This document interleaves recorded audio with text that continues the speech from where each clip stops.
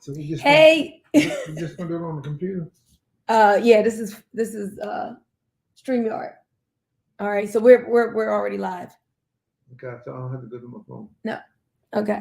Hey, what's up, guys? So, this is Boomy here, and we are going to have a great conversation tonight. So, last night you should have been on the TTO Wealth Builders training with us. Oh my God, Cedric Harris was just dropping the knowledge. The knowledge. We had a training, and the title was 7 Reasons Why We Need to Get Our Money Up Now. 7 reasons why we need to get our money up now. So this is important information. I'm not going to go over all 7 reasons, but if there's a way you can get the recording, you need to get it, because there are some things that are happening and about to happen in the financial landscape of not just the US, but of the world. And we need to get prepared. And one of the best ways to get prepared for financial crisis is, well, find a way not to participate and be on the side of cash flow so you can take advantage of opportunities. But I want to bring my father into this conversation because he has what is inspiration for me and a story that you all need to hear, because he was talking about when in the 1979. Yeah, but the 70s in particular, but the latter part, It was how much was the, what you say, the prime rate? the prime rate, that's the lowest rate that you could get. The prime rate got up to 19%. 19%. And And you only think the it's, people with the best of credit can get the prime rate. wow. So for me, it's like if prime right now is like 5, and people are like, oh my God, prime is 5. Well, there was a time during our lifetime, I mean, I was still living in 79 when prime was 19%. So have no fear, we made it through that. But what are some of the things that went on in the 70s that kind of models or mocks what is about to happen now with this recession? Most things in life, it's all about attitude. I Mm-hmm. mean, the 70s, if you look back at the history of the 70s, it was a very, very difficult decade. You know, it was. I mean, it started out with the war in Vietnam was going on at its peak. It was really crazy. There's a lot of, unrest in the streets, and then you got on to the early part of the 70s, like 73, had the oil crisis. I Mm-hmm. mean, the first time we ever had cars, 100 cars deep in line to get gasoline. Wow. People were willing to pay any price. They just wanted gasoline Mm-hmm. in their car. So we had that. And then at that time, or a few years after that, we had the financial crisis in terms of mortgage. Uh, in the state of Maryland, in particular, the banks wasn't giving loans. Mm-hmm. I mean, they just wasn't giving loans. So people couldn't refinance, just wouldn't give a loan. So all that happened early to mid 70s. Now, later 70s, 75, 76, all into 79, inflation literally went through the roof. But not only that, inflation hit, but at the same time, a recession hit. Is that what's happening now? Same thing? Not we're heading that direction. Mm-hmm. When you start to hear the term stagflation, you know you're there. What does that mean? Stagflation is a combination of inflation and what's stag mean to slow. You stag, stagnation Stagnation. is the recession. Okay, so the economy's not moving, it's not growing, it's staying Right. the same, but your Yeah, prices are going up. absolutely. Okay. That's stagflation. Mhm. And that hit really hard during the last couple of years of the 70s. And I was actually selling real estate then, Mhm. and people were, when they could get a loan, they were paying 14% interest on a residential loan. Mhm. 14%. Can you imagine that?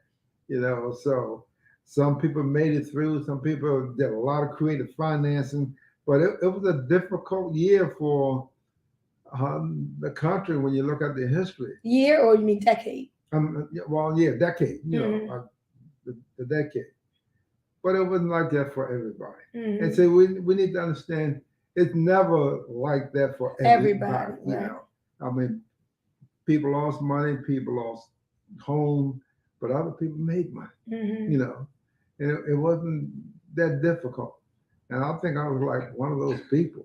I mean, I lived through the '70s, and personally, it was the best decade of my life. No, no, pause right there because that's exciting. I've heard my father say that before. Like while all this mayhem was going on, he's like, man, I prospered in the 70s. And that's the point I want you to own.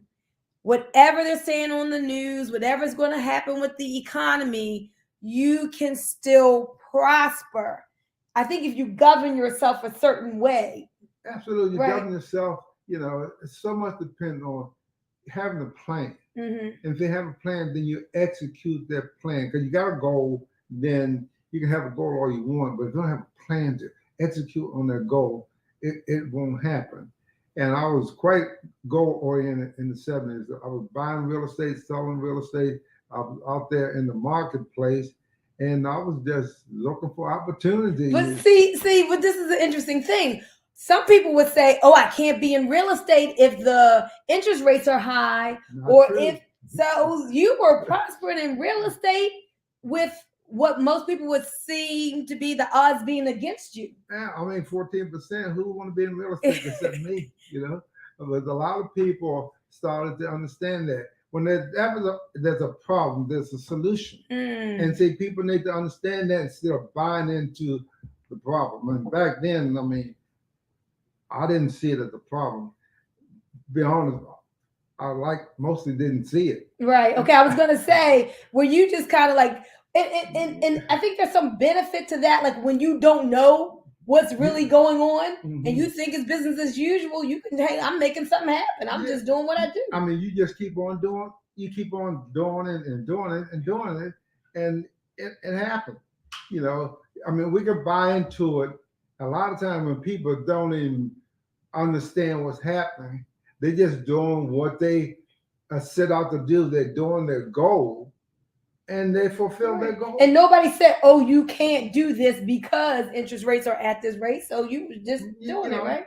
Yeah. Well, you know, people said, "Well, you can't do it." Mm-hmm. Okay. And those who's bought into that, they couldn't do it. I mean, they really they couldn't, and they didn't do it. You know, that mindset is so powerful. So if you decide that, okay, the economy is bad.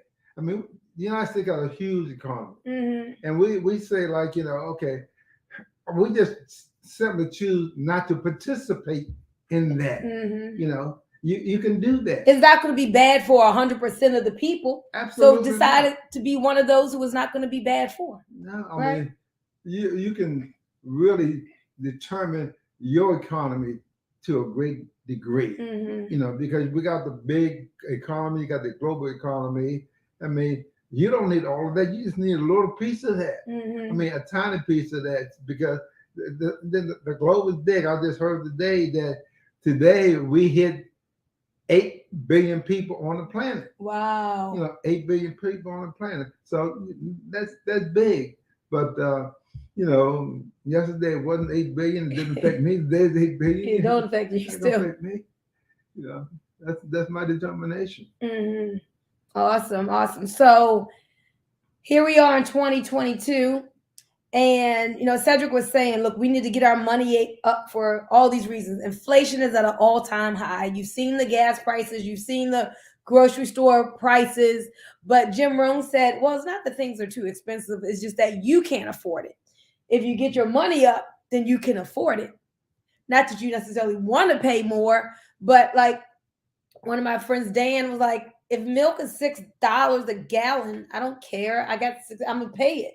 You know, it's not going to stop. I'm not going to not buy it because it's $6 a gallon or $8 or whatever. If you got the money, then you're going to pay it. Absolutely. And there are a lot of people who are in that position. And if you're not, there's so much opportunity out here. You can get in position. So then he was talking about how mortgage rates are pushing 8%. My father told you how in our lifetime, they've been higher than that. But it just means housing is getting more, it's getting less affordable. But again, money answer of all things.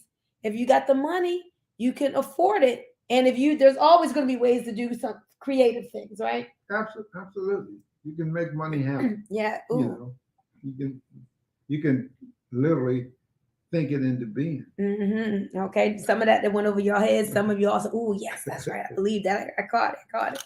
And then what about the, he talked about the massive printing of money that the government will most likely do. Well, before we go there, Mhm. I want to emphasize one point. I want this to be a takeaway point. See, today in this economy, it's such a wonderful time right now. Mhm. You know, to accumulate certain assets because they're on sale, they're cheap. Mhm. See, and that's a cycle. I mean, you can't pinpoint exactly when, but over a year, or 2 or 3 or 4, you know, because a year, 2 or 3 or 4 keep coming. You know, it keep coming, and the same kind of stuff keep happening. You know, it goes up and it goes down. It's down now, and this is what Cedric was saying. Now that it's down, this is the time to create money. This is time to get your money right.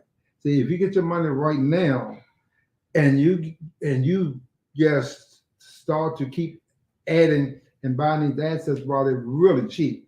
See, I mean, you got to have a little bit of foresight because they are really cheap. You know, crypto is really cheap today. You know, I mean, 17,000, 18,000 for Bitcoin. I mean, that's like nothing. Okay, the cycle. We in that down cycle now, and people say, I mean, you know, it's going to zero. I mean, what's going to happen? You know, the market's going, you know, I mean, it's not going to zero, but I wouldn't mind it going lower. Right. You know, see, because now, you know, the sky's falling and all of that. But fast forward 3 years, I mean, which is not long, 36 months. I mean, that's not long at all. You know, this market will easily 5x or 10x. So if you're looking at, let's just take, you know, Bitcoin, everybody understand Bitcoin. Let's say it's 20 and at 5x. So you're buying it now. And 3 years from now, it's 5x. 5 times 20, I think it's something like 100,000. You know, 100,000, you might be able to do something with that. But understand, you got it at 20. If people could only get that, and I don't understand why they don't get that because it keeps happening over and over again. It's not like it happened one time, it didn't happen before. It has happened 4 times, 3 times already. And it's likely to happen, you know, 3 more times. You know, you don't know for sure, and you don't know when, but it just keeps happening. That seems to be, to me, that's a clue. Right. I mean, that's a clue. So take that clue and what Cedric was saying, get your money right. Now it's time to hustle. And, you know,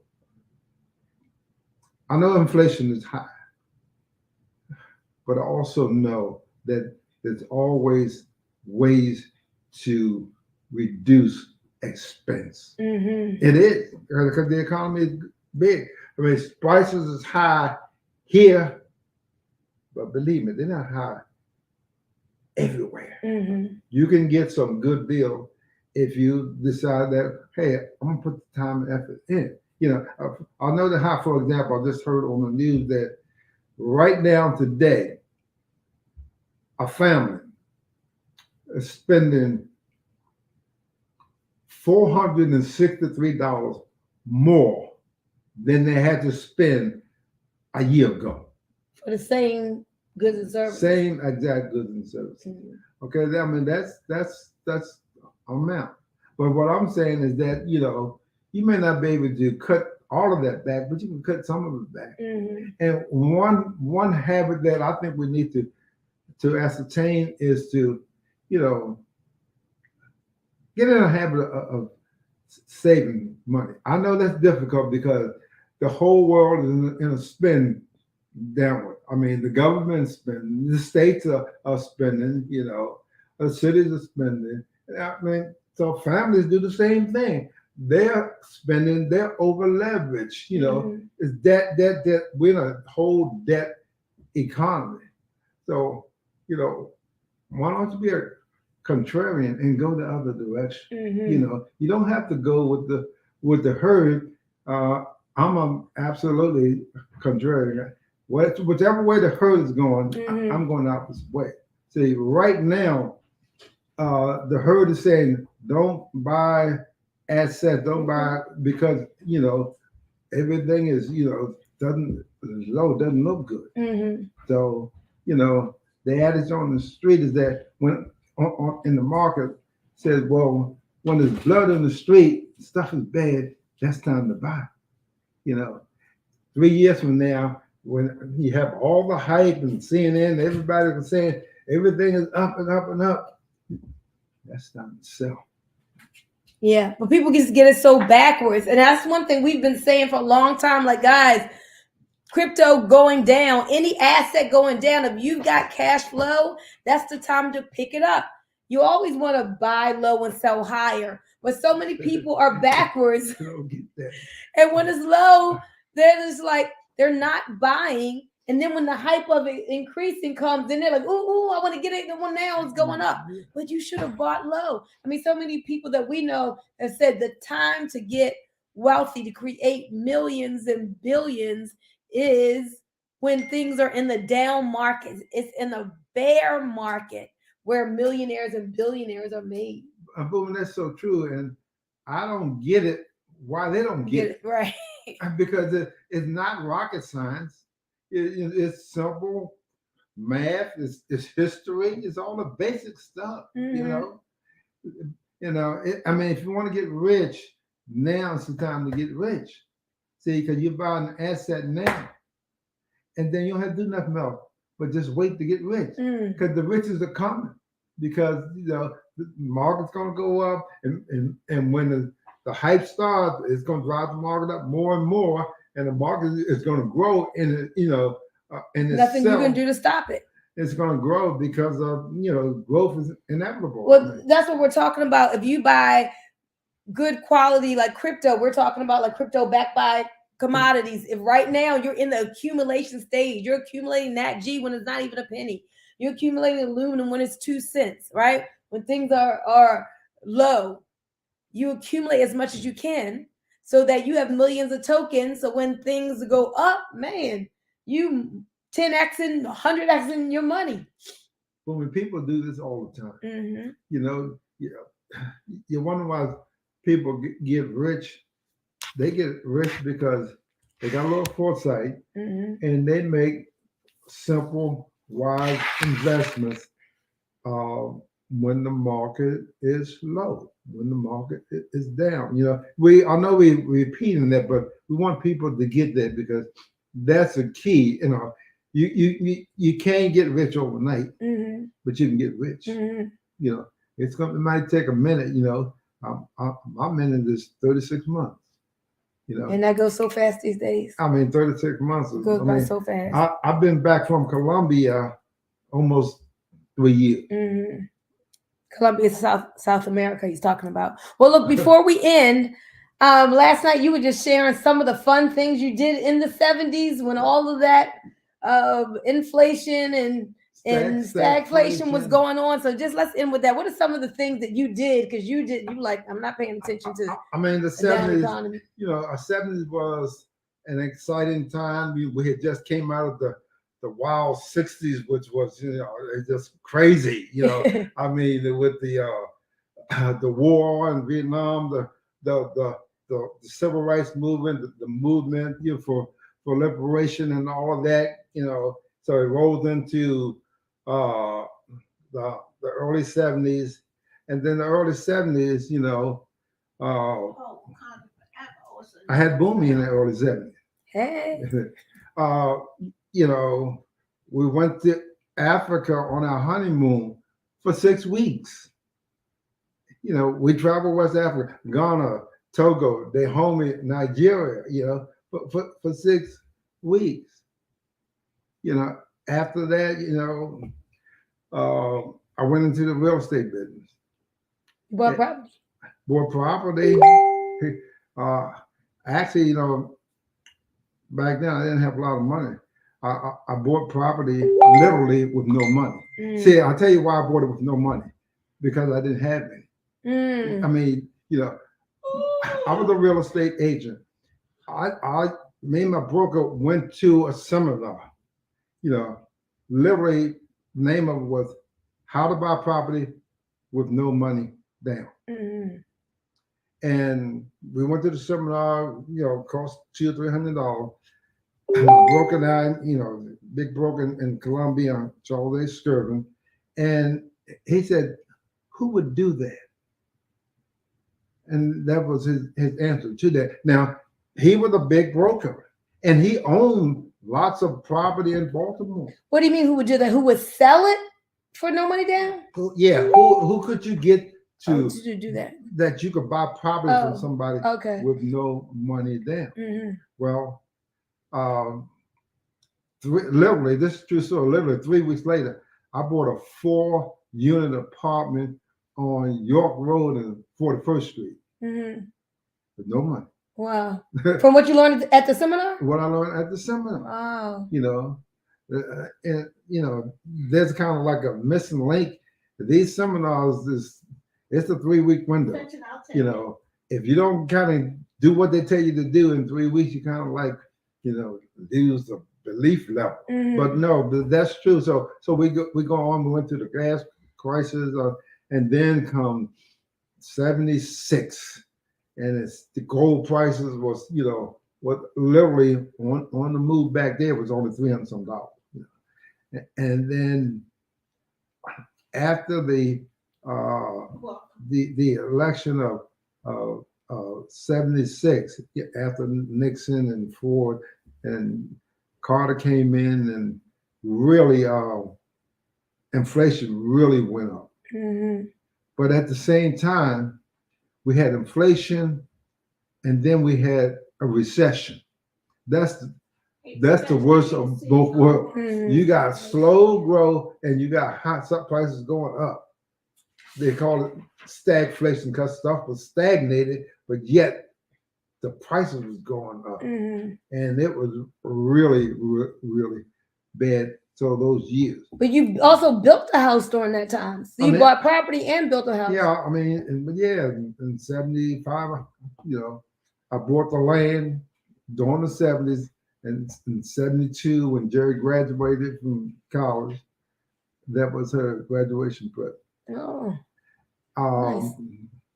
Buying it on time, 6% interest from the land developer. 3 years later, my father loaned me $10,000 to pay the land off, so I could get a construction loan. So I didn't have to put any money on the property. I paid them back in 3 years. And really, while all this was going on, I didn't know, or I didn't participate in whatever, and I just kept on because you didn't know about all the negatives that were going on in the larger part of the I didn't know the micro negative, the big negative, the macro. I mean the big picture. But I understood because everybody's talking about how stuff was so bad. 14% interest rate, I guess that is bad, but it didn't affect me because I got a 7% loan. The builders called me and said, "Look, if you come in and sign, we'll give you a 70% loan. You got the land, so you don't have to put no money down on your house." All this thing was happening. Everything just fell into place for you. In the 70s, So I got it, like I said, in the real estate toward the end, or mid to the end of the 70s, and buying property. There was an opportunity. People wanted to sell. We bought 3 properties in Annapolis, townhouses. Who's we? Me and your mother, Jerry. Oh, I didn't know that. Oh yeah, 2 of them one was VA had a loan, FHA, the convention. Uh, we sold the paper to a person that we knew for $20,000 for the two of them. They assumed the mortgage. We never, we Took never took possession. Mm. We just sold that. So you sold the contract? Sold the paper contract, right? Mm. Sold the contract. I mean, so there's deals out there, but you got to kind of like get in the mix. You can't stay home and let that think it's gonna come to you. Mm. But nowadays, you got the internet and all that to help you. But we had the newspaper. Found the deal in the Baltimore Sun. But but see, the point that we're making here, that was the decade of the 70s. You check history with history says it was a pretty bad time. The point is that it doesn't have to be a bad time for everybody, and it doesn't have to be a bad time for you if you simply make that decision. So you make that decision, you have a goal, and then you have to have a plan to execute the goal. And you're gonna run into some roadblocks and what have you, but you work your way around there because you know where you want to go, and you just keep moving forward. So I mean, that came and it went. Well, I think this has been a very valuable, inspirational conversation. I wanted to do this because there's so many people out there who just let the media control them. They let what the news say predict their attitude and their outcomes. And I want you to understand that you can take personal responsibility for your life, for what shows up, for your destiny. And while we are going into this downturn in the economy, you still can get your money up, even if the numbers that the TV is purporting are negative, right? You can still live a positive life. So it's been some good stuff. Thank you so much, my father. So that's Bitcoin Zeke. You see your shirt? Show me your shirt, Dan. You got it embroidered. Bitcoin Zeke.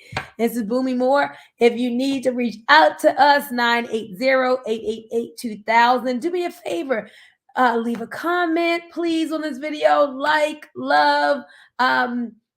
Reach out, 980-888-2000, 980-888-2000 if you want to find out any more about the cryptos backed by real world commodities or anything else.